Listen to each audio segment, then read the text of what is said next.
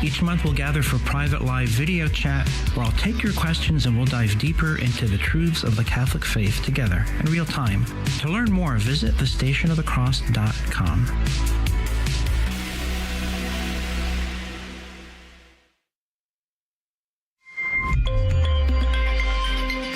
Welcome back to Rise Right. I'm Sarah Kane, joined by my co-host Jacob Martin Kraft, and here are today's headlines. The Post-Millennial reports Colorado doctors refuse to perform child sex changes despite court order over fear of criminal charges.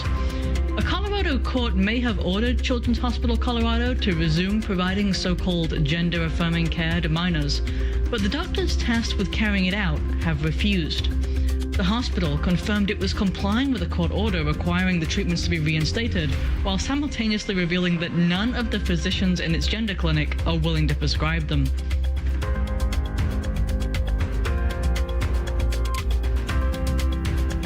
DHS reports the alleged ringleader of the failed terror attack targeting UFC Freedom 250 is an illegal alien.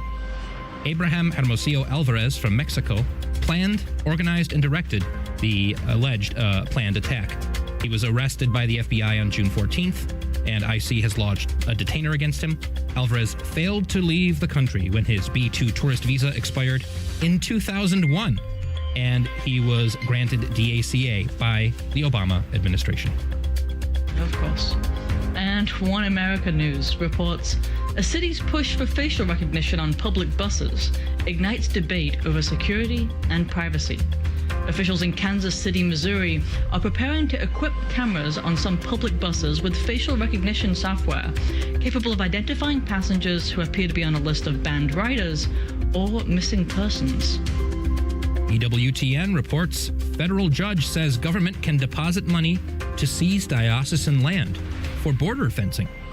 Amid a legal dispute, the federal government will be permitted to put down a six-figure deposit as it moves to acquire a large parcel of land from the Diocese of Las Cruces, New Mexico, in order to install fencing and other security measures along the U.S.-Mexico border. Again, this is the Mexican government.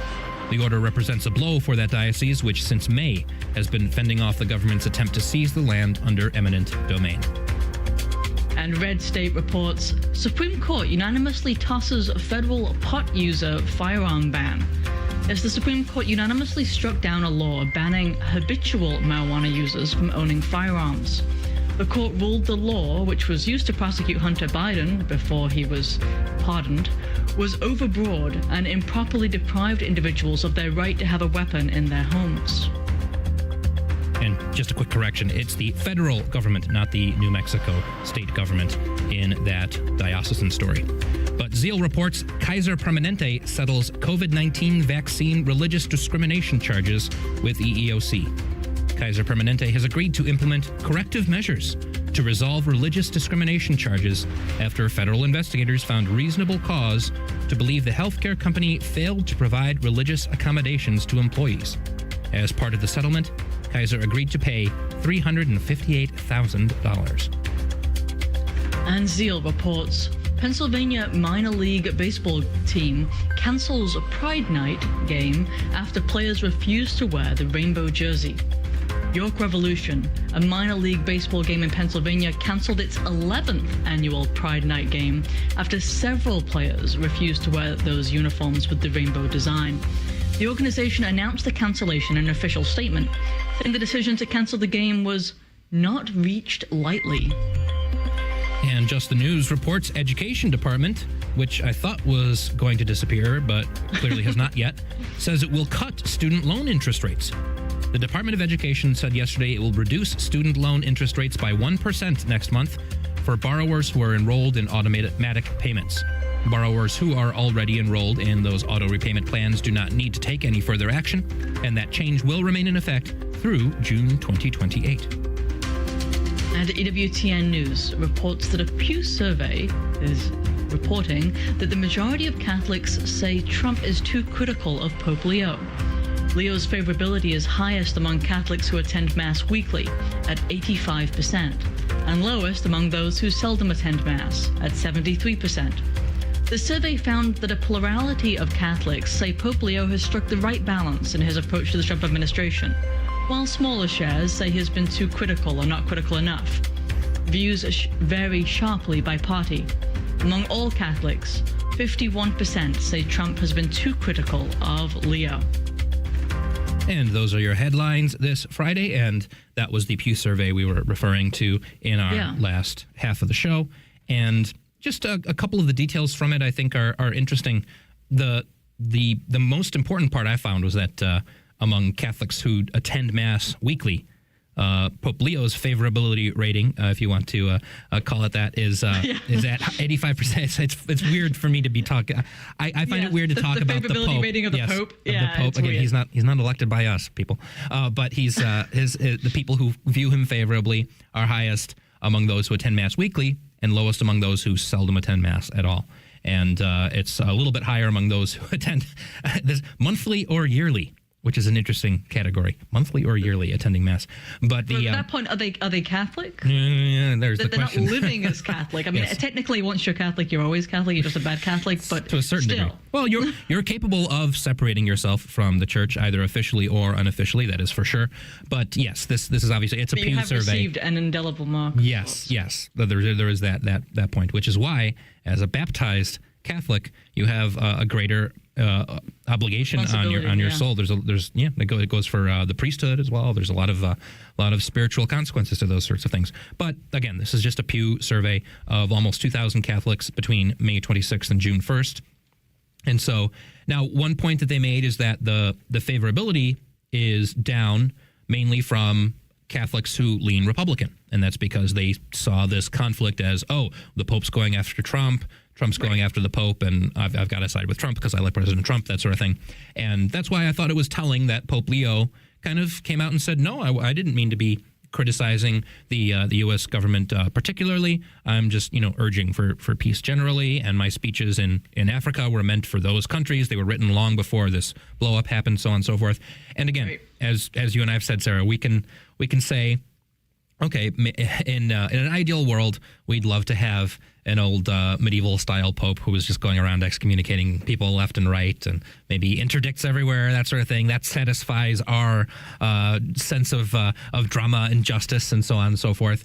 It's when it can be for better or worse when a pope is saying more clarity, less charity. Yes, let's focus on. Don't let our bosses hear you say that, Sarah. But that's all right. You listeners are our bosses because you are who support our network here at the Station of the Cross. But again, the point is that Pope Leo has made again an effort to say that he's not trying to target a particular administration for a political reason. And again, I think that's why we can see President Trump has backed off from that initial reaction, which was a very Trumpian reaction. Just, go hard on someone when you find them being critical or in opposition to you. And Trump has a history of doing that, of attacking someone at one point and then saying, okay, now we've worked it out, we can work together. The biggest example of this is Secretary of State Marco Rubio. Everyone remembers the little Marco nickname and the water bottle incident and all of this stuff. And then now, of course, he's practically President Trump's right-hand man in the administration. So again, Trump definitely has that political sense, and I think he'll know that he can figure out ways to work with Pope Leo if Pope Leo is earnestly trying to strike this center role as opposed to just, prevaricating, which I think I do see him as earnest in that. He definitely seems to be in the way that he's trying to govern the church and deal with other countries. Yeah, well, like we touched on in the last segment, it is the whole thing of you have to separate the political sphere from the religious sphere. Sometimes they overlap. And in an ideal world, I would kind of want them to overlap very strongly because I would want the political sphere to simply be the moral sphere, and therefore, the overlap is kind of perfect. Yes. However, the American political lines do not line up exactly with the religious lines, and you have to keep that in mind. Mm-hmm. So I do think it is quite possible for someone who is more conservative politically to still be very comfortable with where Pope Leo is. Exactly. That said, there is so much misinformation regarding Pope Leo on the internet, particularly within so-called trad Inc. circles that want to sort of like overly focus on anything that he said that was like that raises an eyebrow, for example, and then completely ignore anything that he said that did the opposite. And I think some of that framing is one of the reasons that we have these problems when people look at Pope Leo. And the issue is that it plays right into the hands of Democrat operatives like the infamous Christopher Hale, who we've mentioned on the show before, who have a vested interest in portraying Pope Leo as literally the Democrat Pope. And the liberal Pope and Pope Francis II in that sense. And that's what, they'll ignore anything that they say that reiterates church teaching on something like abortion, which Pope Leo firmly condemned in front of the Spanish Parliament, which is not a conservative-leaning parliament. And that those comments get ignored, and it's only about, Pope Leo's taking on Trump. And that's how the political portrayal is working here in the U.S., and too many people want to just fall right into the line with it. Again, if you don't trust the mainstream media, don't believe what the mainstream media says about the Pope. That's a good lesson to take for us Catholics. Exactly. Yes. That was well-rounded. Yes. So there's something I want to cover here that is kind of following up on. It's not really related to the Pope Leo story. It's just following up on something that we just had a big conversation about, and I want to give the update because this is about this minor league baseball team. Now, again, Major League Baseball is kind of under, it might be, as we more or less predicted, the federal government is looking into the MLB allegedly suppressing people's religious... Department of Justice is looking into it. Yep, exactly. And now we've got this minor league team that canceled the actual baseball game for their Pride Night because several players refused to wear these rainbow jerseys, these pride flag jerseys. Good for them. Yes, indeed. And they're literally, the government, the organization said they're going to forfeit the game. They're going to call it a loss. So they're not just canceling the game itself. They're forfeiting it. They're taking it as a loss because they're forfeiting it. And because they want to hold this Pride Night, they're still holding it as an event that people can go to celebrate Pride, even without the baseball game excuse there. So hopefully that thing's a failure as well without the draw of the baseball game. But good on those players, and hopefully we see this, again, with the help of the Department of Justice, maybe kind of putting a firm hand on this, that we see more and more players feel the courage, feel that inspiration to take this stand. I do think there's a slide that's happening in a good way. Yes. Culturally speaking, in terms of people speaking out.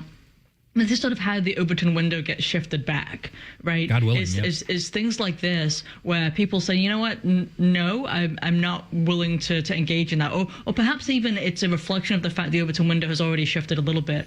We covered a couple of days ago, and we didn't really focus on it, but we did list it.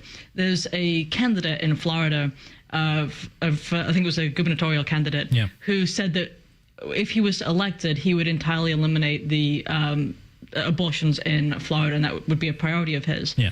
And one of the things that I thought of was just think about the shift that has happened such that he's willing to campaign on that. Yeah.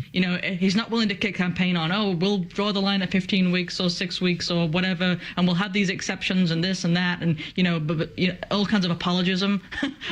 Instead, you're seeing more acts of public fervence, more acts of courage. And I think it's requiring less courage to kind of come out and give these things. And part of that is the support of the government, the support of the DOJ in areas of active discrimination against people who are publicly Christian, who are actually living a Christian life. And so you kind of do have, as a consequence, is the top-down conversion that you and I are always talking about, Jake. You have this from the top, these declarations of, no, you can't actually engage in mass discrimination of Christians, for example. And because of that, the culture itself is changing. And so, and they are self-reinforcing, right? The culture changes, it makes it easier to make the laws change, it affects the culture. But I do think that some of those bigger changes have to kind of come from the top, and it changes the way that we see these major movements. I mean, to the reverse, you saw that after the so-called gay marriage was made the law of the land. From the top, people's acceptability on the cultural level changed rapidly over the next 5 to 10 years. As a result of it being normalized from the top. It was we normalized. We have to recognize that as well. The will of the people is malleable. and it's often malleable from the top. That the culture is downstream of the power in that way, and that's why elections do have consequences. Even if you are someone who has multiple serious disagreements from a Catholic point of view with how with some of the things that the Trump administration has done, you have to also look at the positive consequences that come from the DOJ just being willing to say, we're going to look into this. At the very least, we're going to look into the MLB doing something like this. And it reminds me of another story that we'll cover just on the other side of just reminding you that you are listening to Rise Right on the Station of the Cross Catholic Media Network. We are, again, a listener-funded Catholic media apostolate dedicated to proclaiming the fullness of truth with clarity and charity. And coming up on our network at 12 noon Eastern Time, check out Ask a Priest Live. Father Paul Bourne of the Archdiocese of Boston will join host Rudy Carlos to answer your questions about the Catholic faith. For more information, visit thestationofthecross.com/askapriest. And if you're buying or selling a home, there's an easy way to help us out here at the Station of the Cross at the same time. Just check out Real Estate for Life. They have 1,400 experienced and morally grounded agents in the U.S. and in Canada. Visit realestateforlife.org, and you can find a Christ-centered, experienced realtor near you. When you check them out, make sure you mention us, the Station of the Cross. And Sarah, this story that I was referring to is a story out of Colorado. Yes, indeed. Yeah, I knew it. Okay, all right. Yes. We're going to the same place. We're sort of mentally connected. Very much, because I think this is exactly in that same vein of the fact that there is pressure. There is a certain social pressure, a pressure of power over this situation, and the situation being that a Colorado court actually ordered Children's Hospital Colorado to resume providing gender-affirming care to minors. So now this seems like, okay, well, the court's ordering it. People are going to follow along with the court, right? No, doctors have refused because they don't want to get sued. They don't want to get charged criminally because the federal government has made a point of trying to push back against this, and because other courts have sided with detransitioners, with so on, with all these other cases, and so they're unwilling to obey this liberal court because higher authorities in the land have tried to push back on it. So you're seeing... It's really comical because you've got the hospitals like, by policy, this is what we do. Yes. At this hospital, we do the transitions, and then every doctor's like, but I don't. Yep. You know? Yep. And that's really kind of comical because it means that officially speaking, they're actually in alignment with what this court argued, because the position of the hospital is, yes, we do these, but practically speaking, they don't. And I really do appreciate the fact that we have moved from so many hospitals doing these kind of under the table, trying to hide that they're doing them. We had in Texas, we had Catholic hospitals, Lord have mercy, that were doing them, that were hiding this from the bishop, right? Yeah. We've had all these different scenarios. And then here we are, you know, sort of 10 years later, so to speak, looking at the same stuff. We're aware of the damage. We're aware of the fact there was never any medical justification for this, which we knew, but now we have even more data to prove that we didn't have the data before. We've had, you know, the Department of Justice getting involved. We've had... we have the new emergence of detransitioners coming forward, testifying before Congress, right? Explaining just the degree of damage that's been done in their lives, like to their bodies, and also going forward because of their now infertility and so on.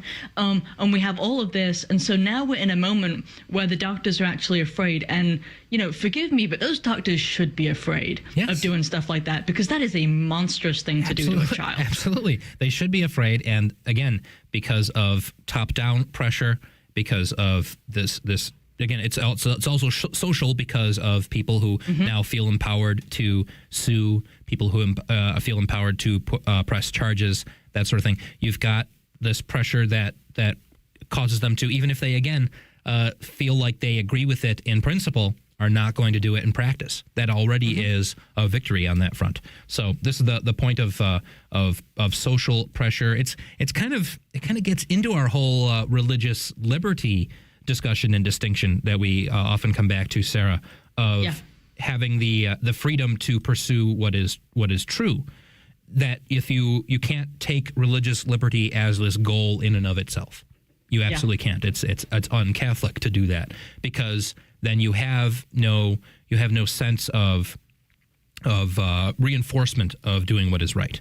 And it's all well and good to talk about how under persecution, the faith often is kind of forged in this crucible. We definitely make that point fairly regularly, sometimes when we're talking about the martyr saints, sometimes when we're talking about these stories from nowadays when there is so much persecution around the world. But the simple fact of, and this is a point people have made about secular societies, it means that everyone is choosing freely. They're not feeling socially pressured. But sometimes social pressure, sometimes just the feeling, again, of like a holy day of obligation, that you feel obliged in an extra way to go to Mass on a certain day, and then you will still get graces from attending Mass on that day. So some of that pressure from the church to say, well, no, you're still obliged to go to Mass, and you go and you get those extra graces, even if you're there and you're not really paying attention as best as you can, you're not focusing as best as you can, you are still gaining a little something. And that's all it takes sometimes. Yeah. All it takes to push you to that next level the next time you go to Mass. The next time you think, should I pray a rosary today? Should I do should I pray a Hail Mary today instead of, not praying at all? Like, you never know what that little bit is. So that is also the importance of that other side of things, where you say, no, it's good to have a certain social expectation, a certain expectation, or the opposite is horrendous. Yeah. When you think about it, because we're made with a sense of duty, right? There's this sense of being called to some kind of responsibility, and we thrive when we actually do reach up to that responsibility and meet it. Yes. But the opposite of that is the guy who usually the sort of stereotype is the young man in his early 20s who uses lots of marijuana and he plays video games all day, and that's his life. Yeah. And we have like this sort of late stage industrialized society that allows him to do that. Mm-hmm. And if he has parents that aren't doing their job, if he has a social structure that isn't doing its job, then they just sort of allow that to continue. Yeah. And is he happy? Truly? Not really. Yeah. He's just kind of existing in this sphere where he's wasting his life and he's denying his potential, and he's not living up to the things that would actually make him happy, actually accepting a vocation and living up to it. Yes. And I do think that we have this society that sort of by trying to be nice and enabling that kind of behavior, that kind of life, and pretending that it's equivalent to, living one's vocation, we actually do a disservice. And that's why you have these really high rates of depression, really high rates of suicide, and they're constantly escalating. That these things are not going away. They're actually continuing to get worse. Yes. In part because we have so many young people from broken homes who aren't being told, hey, your life actually matters, kid. Exactly. You actually have value. Yeah. You were made for purpose. You have a creator. You're loved by God, and because of these things, you have somewhere that you ought to go, something you ought to do. You ought to be a light into the world, and that's just such a contrast to what we're told. Yeah, and I think that's a very justifiable criticism to have of what of the disciplinary law of the church nowadays. Is that in too many ways it comes off as a very soft, easygoing parent, that it doesn't require much of you, and whether that be in terms of penance. And what it's encouraging you to do stuff, but on your own. You can make the choice. It's encouraging you to go to Mass more frequently, but on your own. That's your choice. So we're not going to oblige you. We're not going to threaten you with sin. To have more of a challenge is good for people, and people will respond to it. And what you can see is that, okay, look, people are already not following through on this. So why not add that extra bit of challenge to people? And you never know who you might gain. So that's part of the self-searching that I think the church needs to do a little more of nowadays, to see, look, we've tried taking the soft hand approach. We've tried backing off on all these requirements, and it's not really working. I would argue that we see something a little better now than we did maybe in the 80s, maybe in the 90s. That sort of thing that we've seen, again, like some younger priests who are enthusiastic, who are pursuing it because they feel that urge. They're following through on something to pursue even with all the pressure not to. So they have a slightly a stronger sense of their vocation, as opposed to it being just, oh well, it's expected that I maybe pursue this and keep pursuing it. They feel that effort to push through no matter what, and so that's a stronger faith. That's faith under seeming persecution, under the persecution of negative secular views of priests and so forth. But we still have not seen people rise up of their own volition to do things voluntarily, much like you're saying with this kid who's enabled to just veg out. So I think a little bit more of that challenge, and I think that's the reason we've seen some increases in faith is when you have, again, like Pope Benedict's statement about you were not made for comfort. You were, I can't remember the exact quote. I should know it by heart. But you weren't made for comfort. You were made for greatness. You were made to pursue being a saint. That's that kind of challenge is something that younger people especially can respond to. And you may get people who reject it anyway, but you already have people rejecting the soft approach. So this is, I think, a case where the church needs to say, let's take a little bit of let's require a little bit more that's fulfilling. Let's get away from like the requiring paperwork type of angle, which I've heard a lot of complaints about from, I've so many horror stories from people trying to get married or trying to just move from a parish to a parish. Like, let's get away from those kind of bureaucratic requirements and more into spiritual requirements and spiritual challenges. Jake, it allows us to live more fully as Catholics, identified in the world as well. Because it is, you end up going to your boss and saying, hi, so I have this thing called a Holy Day of Obligation on this Thursday, so I need to get to Mass. So is it okay if I leave early? Yeah, the church says I have to, right? Right. And so things like that kind of help to force the faith into the world, which we're supposed to be doing.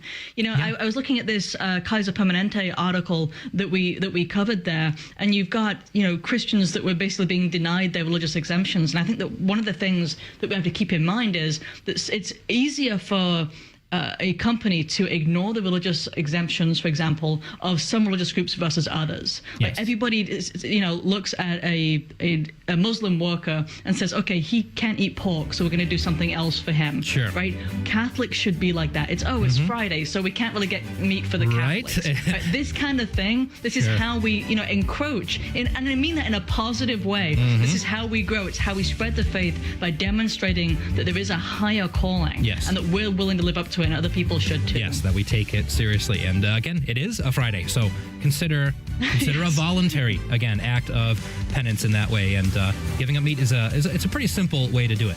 Just have some fish today. But also check out Rise Right on YouTube and join us for our live stream, 6 p.m. Eastern. You've been listening to Jake and Sarah on Rise Right. We'll see you either tonight or Monday morning. God bless you.